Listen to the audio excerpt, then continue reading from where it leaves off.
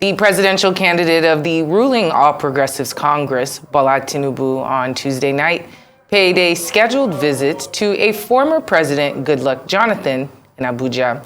The meeting, which was held behind closed doors in the former president's residence, was in continuation of Tinubu's nationwide consultation with critical stakeholders.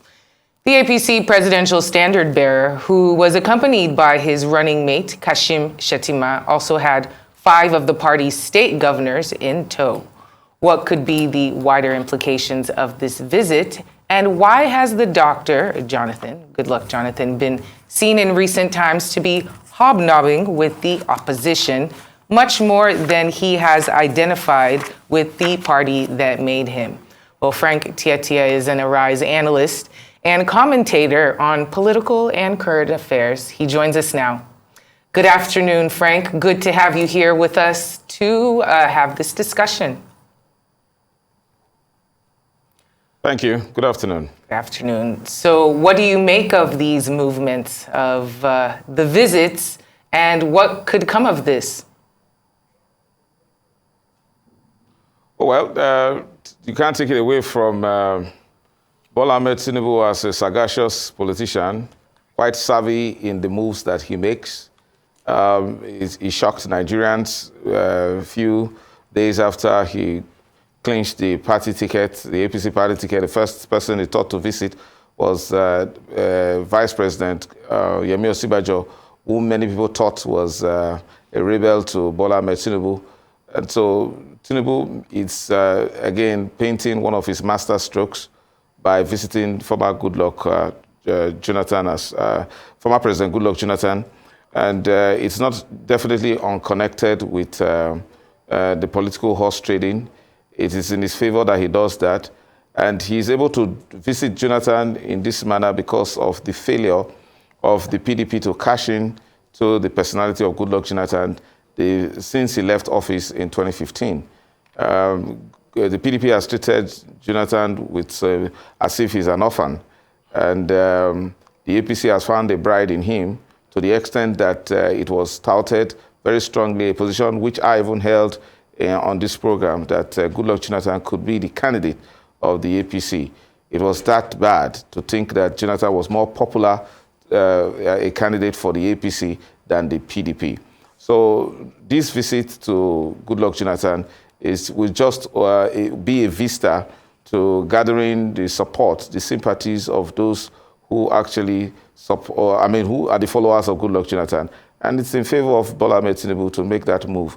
I don't think Atiku Abubakar would be able to gather that kind of courage to visit Goodluck Jonathan when Goodluck Jonathan, nurses the wound of betrayal in the PDP.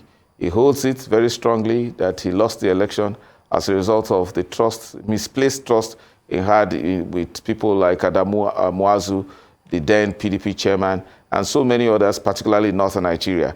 So one would understand with former President Goodluck Jonathan that the memories of PDP as just, for him, a reflection of betrayal, distrust, and I think he's more comfortable with the people that are celebrating him, who are more now in the APC. Well, Frank, isn't it ironic that the people that you say are celebrating him are the same people that demonized him in 2015 when he was running for re-election? So is he likely to support the APC that forced him out of power for them to get another mandate? How likely is that? If you see the kind of politics that former President Goodluck Jonathan is playing now, the politics of national integration, the politics of being without bitterness, the way he even operates with the current president, he goes on foreign missions on behalf of an APC-led administration. He comes back with some bonhomie atmosphere with President Buhari. He briefs him and goes out. So I think the master stroke he did when he considered defeat to Buhari turned things around.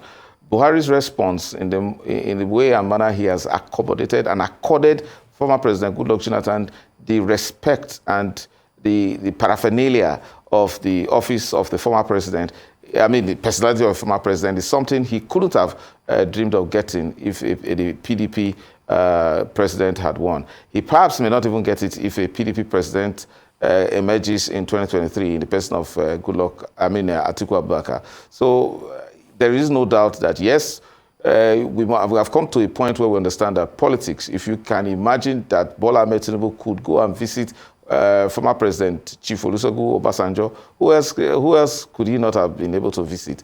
So it meant that all of those things were just puffs, political campaign puff that didn't really matter.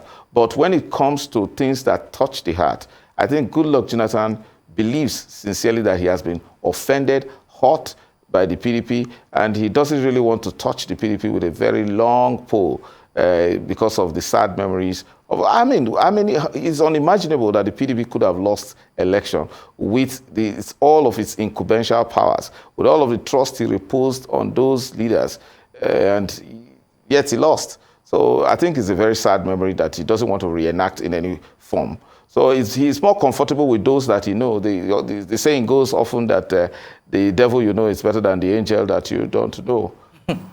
And there's so many sayings that apply here. You know, there's no permanent friends in politics, no permanent enemies. Is there a specific role that former President Goodluck Jonathan could play within this administration?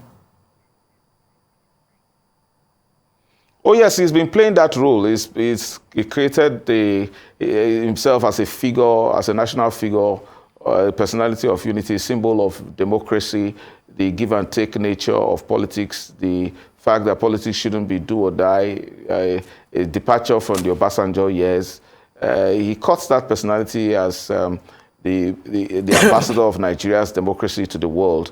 So anybody who actually hobnobs, who cuts the favors of Goodluck Jonathan is seen in the light of the international community, by the international community and even the local community, as somebody who is convivial enough, who is open enough to accommodate different shades of political interest.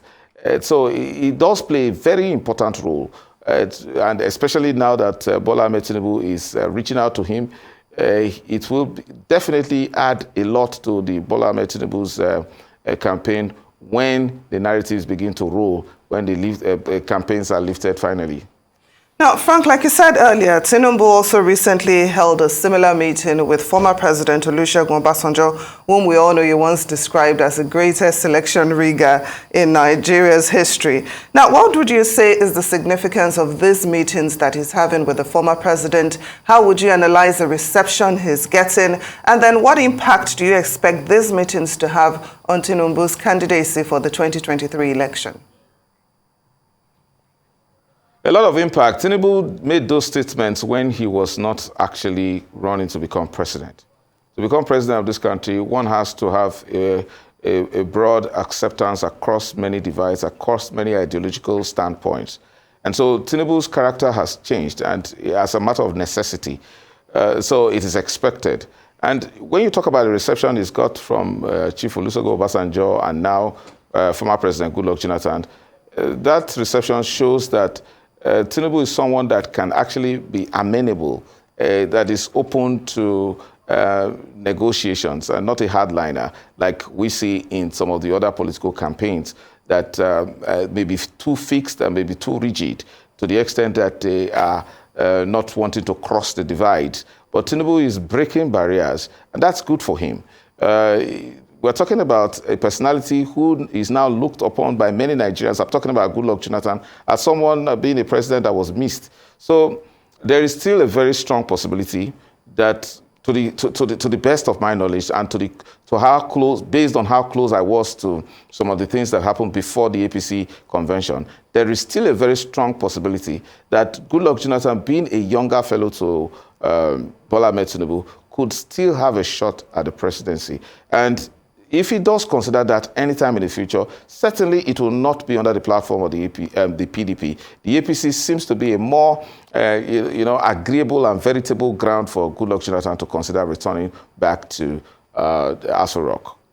All right. Well, moving a little bit away from the discussion about former President Goodluck Jonathan, the rumors of a rift within the APC, I mean, there's always rumors of a new rift every couple of weeks, but this one in particular is between the presidential candidate Bola Ahmed Tinubu and the national chairman Abdullahi Adamu.